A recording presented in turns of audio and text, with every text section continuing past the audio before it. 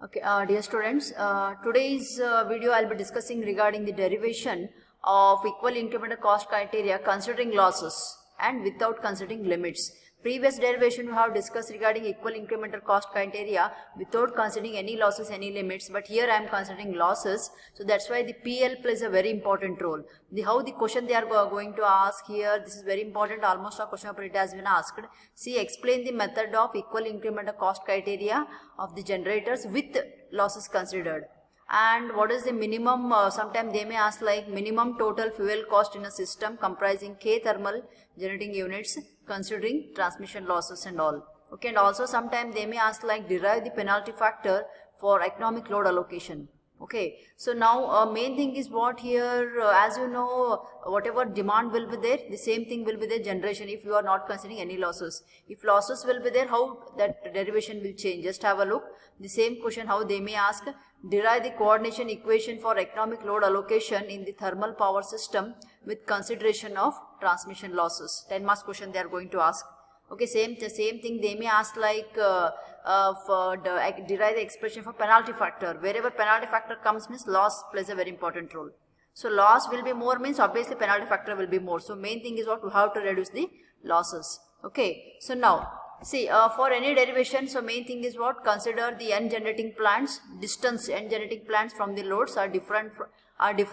If you consider the distance of generating plants from the loads are different, each plant distance I am telling, then the cost of those obviously it will be different and the transmission losses will affect the economic distribution. Now consider n generating plants, select C1, C2 up to Cn be the fuel cost of the individual plants corresponding electrical power outputs Pg1, Pg2 up to Pgn. Some book we are taking P1, P2, P2 up to Pg, and some book we are taking Pg1, Pg2, all are same. Okay, this is the cost, this is the generation, and PD is the total power received by the load. Okay, and PL is the transmission losses. And now how to write this total cost will be, total cost will be C1, C2 up to Cn, that is equals to Ci. Okay, and P, how we can write the same thing, that is Pg1, Pg2 up to Pgn, or you can write like Pgi also. Okay, total generation, total power, or Pgi actually it is, this is total power will be Pg, or same thing you can write like Pgi, this is Pg also you can write, or Pgi it is actually, this will be Pgi. Pgi will be Pg1, Pg2 up to Pgn, summation of I is equals to 1 to n Pgi. Okay, this is equation 1, equation 2. So now loss plays a very important role. Now we are adding the loss with the demand. Previous derivation loss was not there. So now I am adding loss with demand. So therefore PD plus PL is equals to Pg1, Pg2 up to Pgn. That is summation of I is equals to 1 to n Pgi. That is equation 3. Okay, so now what is this optimal load dispatch problem, how to find out here? Main thing here, once we have found this equation, total cost, total generation, and now total demand with losses. Previous derivation if you see, PD is equals to PG, now PD plus PL is equals to PG we are getting. Okay, now what is that minimize, what we are minimizing here? We are minimizing the cost. So both derivation we are getting cost here, that is CT is equals to summation of CI, that is the subject to constraints. Okay, what is the subject to constraints here? Subject to constraint nothing but limits. Minimize you have to write and the constraints you have to write, that is PD plus PL minus summation we are getting. This PD plus PL you take this equation this side. So therefore PD plus PL minus this summation we are taking, that is equals to 0. So two equation plays a very important role. Previous derivation also we got same. So now what you have to do here, now we have to apply Lagrange's multiplier and we have to use both the equations. Okay, one equation is, okay, so subject to constraint, one is minimize the cost function and there is subject to constraints we are taking, PD plus PL minus summation we are taking. So two equations we are taking. So now what you have to do here, so now equation 5 you have to take. So now both equations you have to consider. So that is Lagrange's multiplier you have to take, that is equals to CT plus lambda. So now CT, this equation lambda has to be multiplied. If you see previous derivation also lambda is multiplied. This equation you have to take total cost and this equation is multiplied by lambda. So CT plus lambda PD plus PL minus summation of I is equals to 1 to n Pgi. This is what equation 6 you can take, right? Okay, so now previous derivation also we have used this Lagrange's multiplier. So as in mathematics you have used, I think so. Okay, same also we are using here for, because for different iterations if you want to go for lambda plays a very important role, but here lambda we are taking as a fuel cost. Okay, so same equation we got for previous derivation also, PL is missing that time. Okay, that is a change. So that's why what you have to do here. So whatever if you want to read means starting from chapter wise you have to read. If you start directly middle, then you won't come to know. All those derivations are interlinked. So that's why. Okay. So now whatever you have found this equation, so now you have to do differentiation. One you have to do differentiation with PGI. Okay, previous we have done with PGI and that with lambda. So now I am doing with only PGI and we have to equate to 0. So now if you do this Lagrange's multiplier with respect to PGI, so but CT it will, even though CT will be 0 because PGI is not there if you do differentiation, but we want CT here. So that's why CT has to be kept in the equation. And here PGI is there.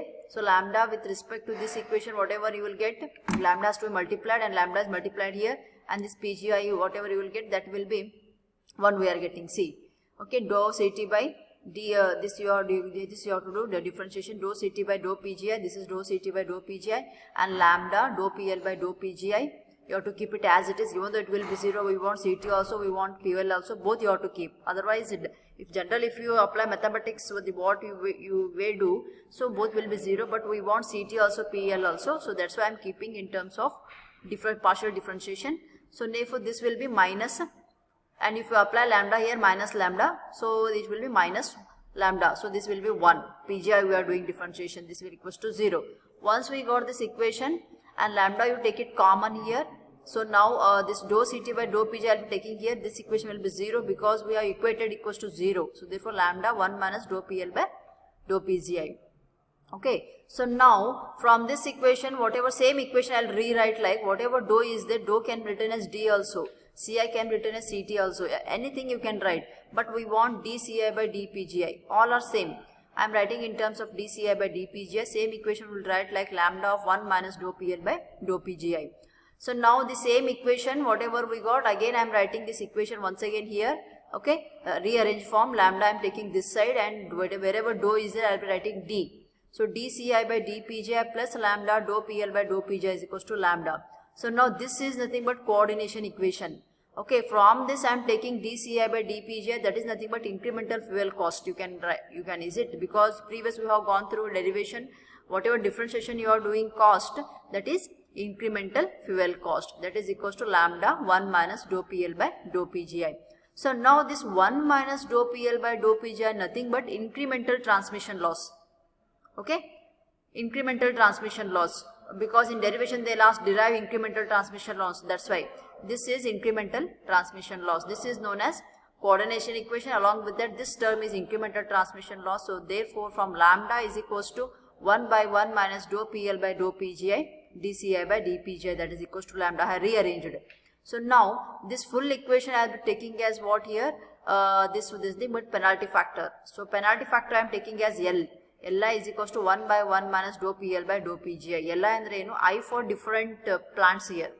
Okay, if it is 3 plants are combined, so I is equals to 1, 2, 3. So same equation will write like 1 by 1 minus ITL. Okay, so therefore this equation will be Li dCi by dPgi is equals to lambda. So now this is termed as penalty factor.